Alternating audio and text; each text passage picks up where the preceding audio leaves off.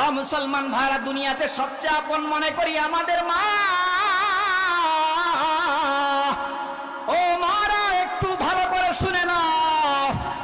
স্বামীর জন্য জীবন শেষ করে দিয়েছে, নামাজের সুযোগ হয় না, সূরা মুলকের তিলাওয়াত করার সুযোগ হয় না।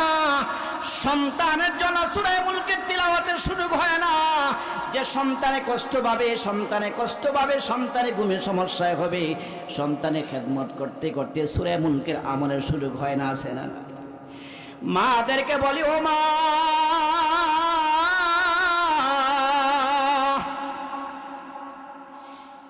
হাসরের ময়দানে ইয়াউমা ইয়াফিরুল মারউ মিন আখিহি, ও মা, সন্তান তোমার আপন হবে না, বাবা তোমার আপন হবে না, সন্তান আপন হবে না, বাবা আপন হবে না, ভাই আপন হবে না, দুস্থ আপন হবে না। ওই কঠিন